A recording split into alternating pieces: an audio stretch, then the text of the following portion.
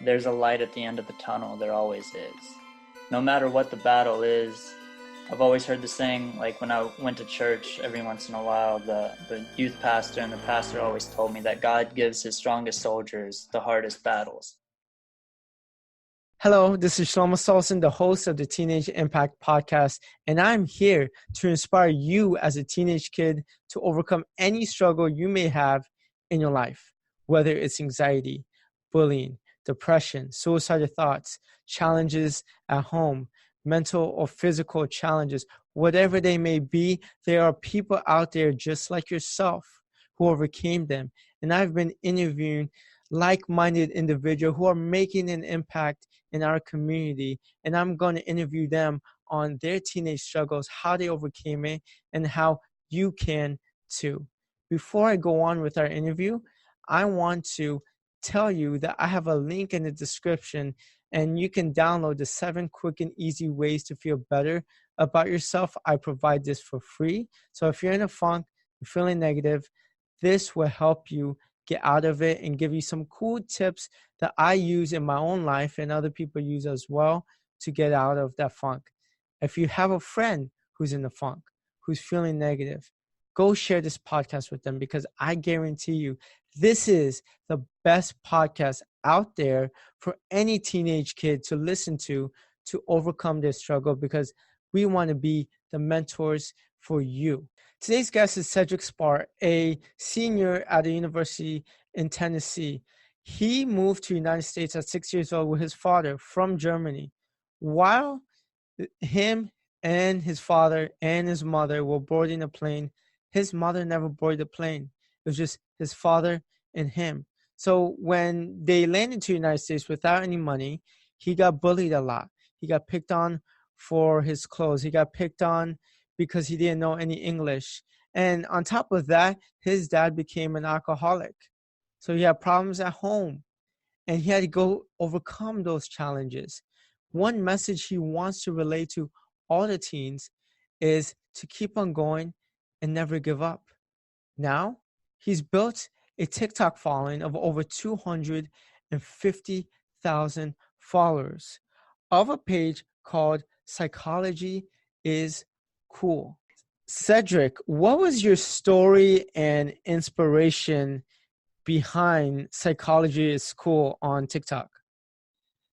So my story was pretty much rough in a way. Like I was born in Germany. My dad was stationed there for the army, and he was stationed there for like 10 or 15 years, and he met my mom there, and they had me. And whenever he finished his like sentence or his contract or whatever in Germany, we all planned on moving back to the United States, and we all packed our bags and everything, and my mom never boarded the plane. So she stayed in Germany, and it was just me and my dad. And he then became a really heavy alcoholic, and we didn't have money. I couldn't speak English, so I got bullied on it for school, or I got bullied because of that at school. And What age did you move to the United States? 6. 6. And you were born in Germany, correct? Yeah, I was born Okay. in Frankfurt. Okay, and you moved to And what city? I moved to Nashville, Tennessee. Yes, sir. And so getting bullied at school and stuff like that because I didn't know the language. I was always very skinny, got bullied because of that, got bullied because I was broke, poor family. And so the whole reason that I started the Psychology is Cool, and the reason that I study psychology so much and enjoy it, is because it lets me understand like how our minds work and how our minds operate. If you can find out what triggers you and what kind of sets you off, you can use that to your advantage, and you can learn more about yourself and learn more about others. That way you know how to handle situations differently. Because at the end of the day, we all want to be loved. We all want to be accepted for who we are. We shouldn't feel like we're competing with anybody. And so the reason behind the page was to be relatable, be super relatable, and just let people know that they're not alone in their fight. And I feel like psychology is a big part of that. So that's the reason that I started the page. Mm-hmm. Wow, that's amazing. And I saw you have over 250,000 followers Yes, in sir. just 9 days. Yes, sir. 9 days. Wow. And were you surprised? I was. I didn't expect that big of a following that quickly. I knew that it would go viral. It was very viral content. I've built brands in the past on Instagram, Twitter, things like that. I've been doing it for a while, but that was my first experiment with TikTok. But yeah, I was very, very surprised that it grew as quickly as it did. Mm-hmm. What would you say your favorite tip on TikTok is so far? My favorite tip, uh, my favorite tip. That's a hard question. It Because would probably. man, you have some. I saw this one post where with regarding the relationship part, Uh-huh. and I really love that post. That's how I discovered you. Yeah, just I guess my biggest tip would just be accepting people for who they are. Uh-huh. You know, we all have our own backgrounds. We all have our own struggles. I'm fully convinced that everybody has their own insecurities. So, you know, we're all people. Like we should love each other because of that, because of our Uh-huh. uniqueness. Uh-huh. How were you not accepted when you moved from Germany to the United States? I wasn't accepted in terms of monetary income. My family didn't have any money. My father, like I said, was an alcoholic. So I never really had guidance. I never knew what to do. Couldn't speak the language until like the middle of first grade. So it was hard making friends. And the first day of first grade, I actually ended up having an accident on the floor because I didn't know how to ask to go to the bathroom. So I got picked on for that a lot. Um, but yeah, it's just people that I went to school with, they all had both parents, they had decent money, and I was the outcast. I couldn't even speak their language. And that followed me pretty much all the way up through high school. Mm-hmm. And this happened. What did you tell your dad? Well, my dad, I told him that I was getting bullied and that I was getting picked on, but he didn't care because he was always drunk. So me and him never had that connection. Uh-huh. So it was literally like I was in it by myself. Uh-huh. And it was a weird time in my life for sure. Mm-hmm. How did that make you feel? Made me feel like I didn't want to live. At I had my 6 years old. at 6 years old. I had my first suicidal thought when I was 6. I didn't feel accepted by anyone. Uh-huh. And then my dad, he didn't even want me. My mom left me. It was very, very hard. It was a lot of long nights, and that lasted for a while. What made you get through it all? Um, I always One thing my dad told me one time when we were still in Germany, I don't remember like the language. I don't remember exactly how he said it, but what he said meant that like you were put on this earth for a reason. You might not know what that reason is right now, but you have a purpose, and that's always stuck with me. And so every time I had like a suicidal thought, I was like, you know, this is temporary. It's temporary. We'll get through it day by day. I can't wait until I'm older. I can't wait until I'm older. I can't wait until I'm older. And that's what I just kept telling myself. And I'd say that's pretty much how I got through it. Um, yeah, that's how I got through it. That and with the help of like my grandma, she would come to visit every once in a while. Okay. So you told yourself that everything is going to be okay. Did you eventually find someone, another support system?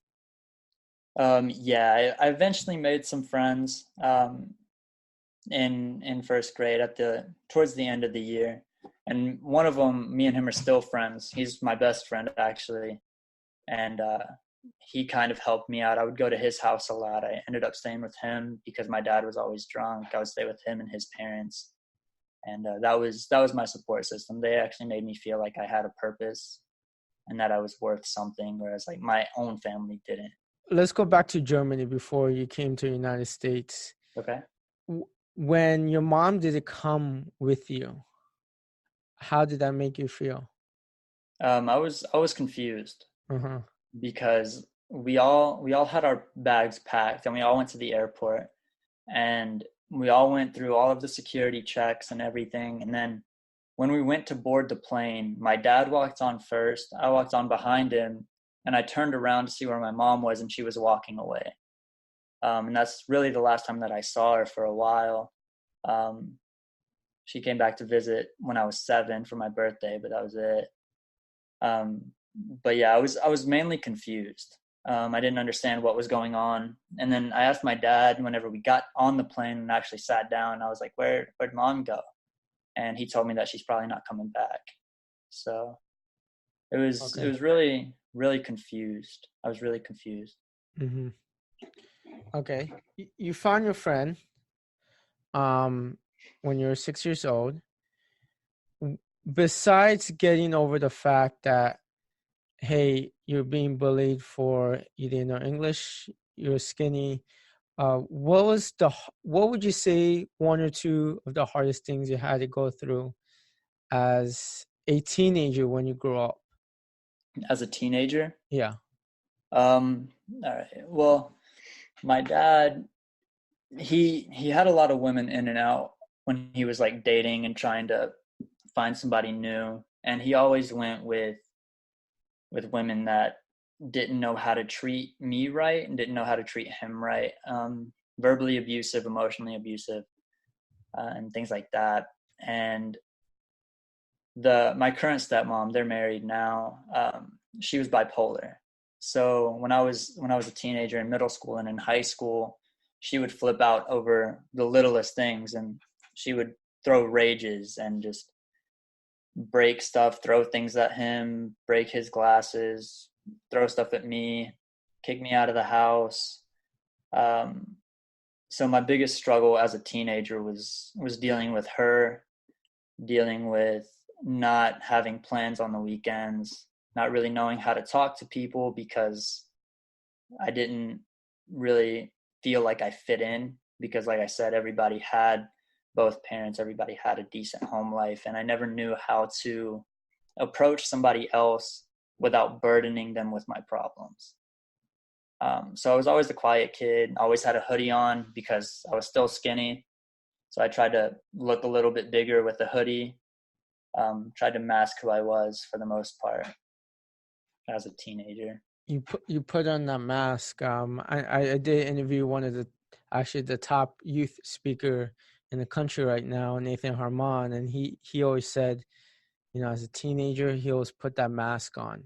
Right. And when he put that mask on, no one knew what was behind that mask. He was always smiling. He was always pretending like everything was okay when things weren't. Yeah. What would you tell someone who is having, maybe their dad's an alcoholic and the parents are divorced, going through that rough time, putting that mask on? What would you tell that person right now?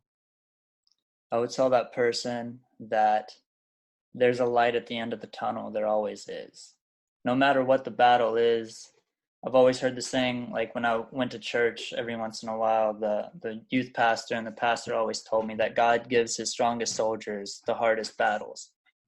Like there's a reason you're going through it, and it's going to make you stronger. It's going to make you a stronger person after it.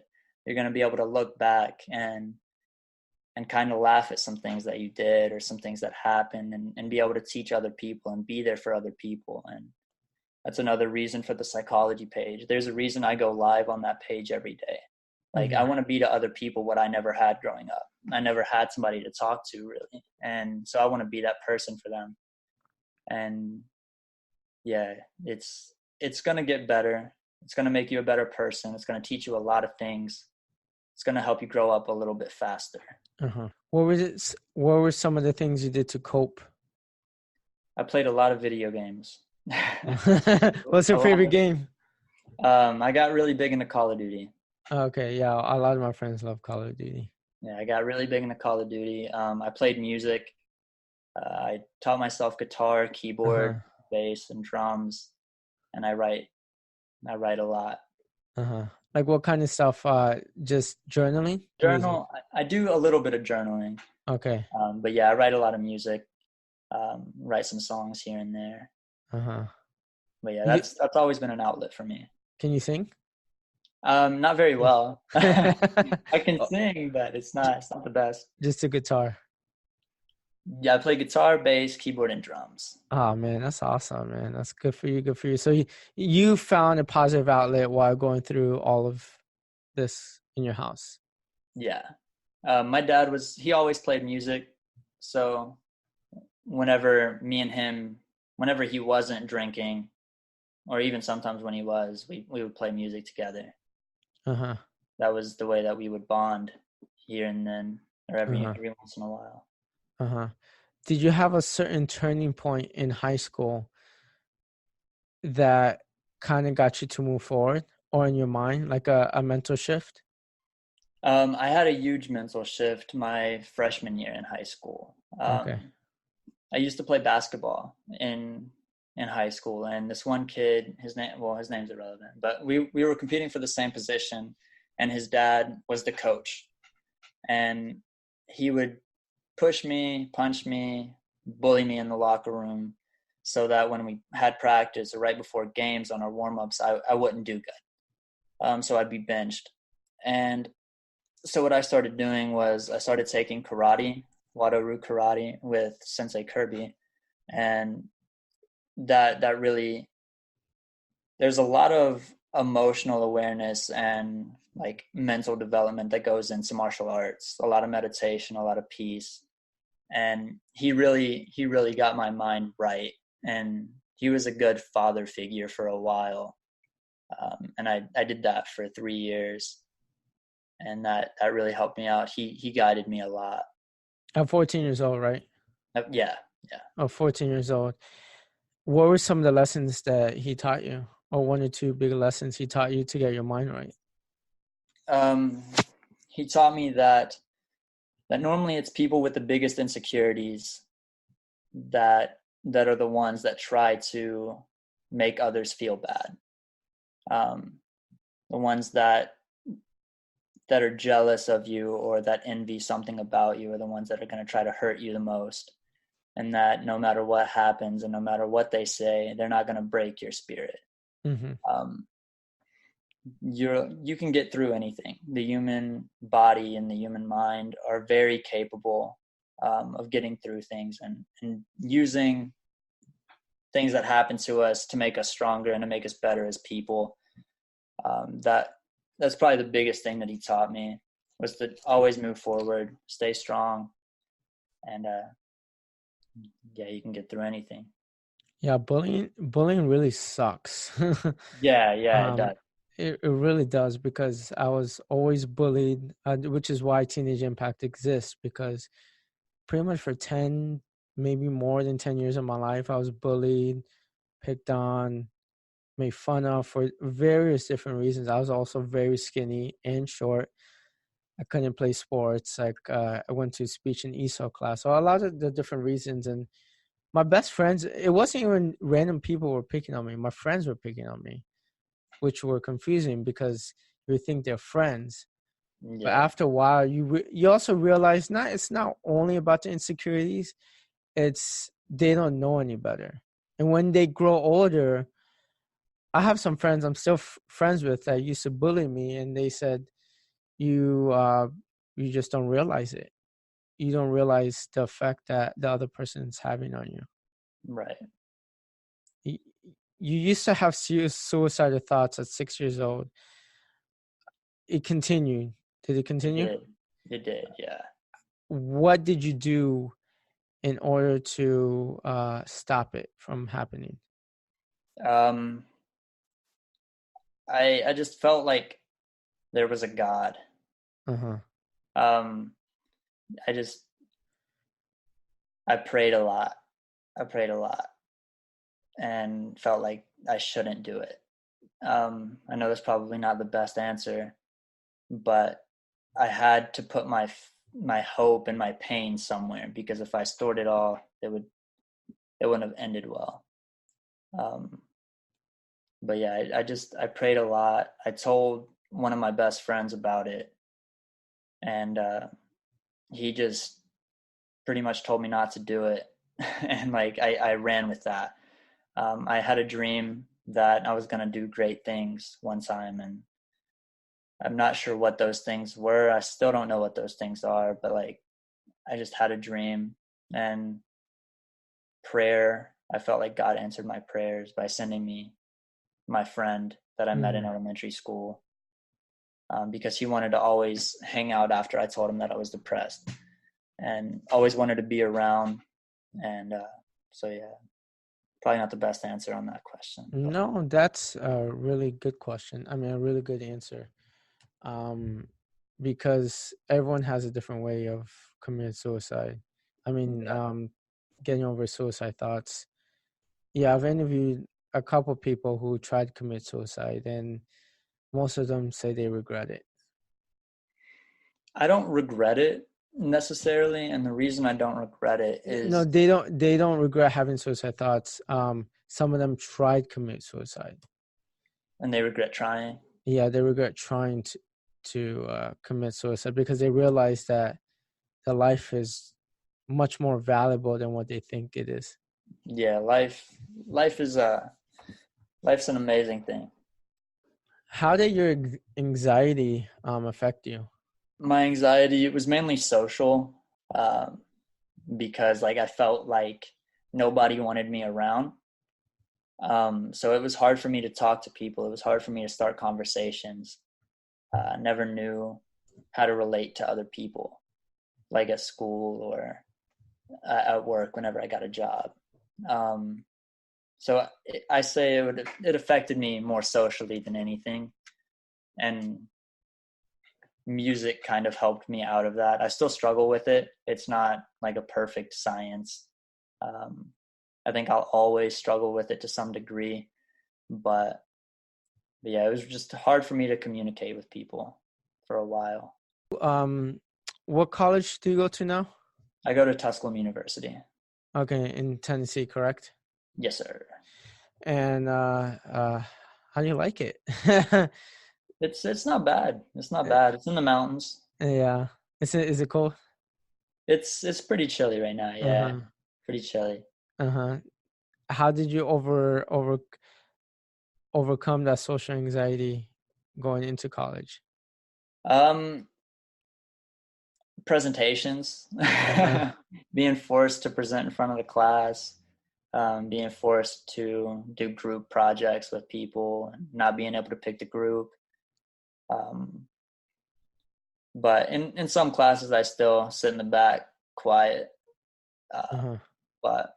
But yeah, I would say that like college really breaks you out of your shell for the most part, just because you're forced to be around people that you don't know. And but yeah, it's really nice. It's really nice.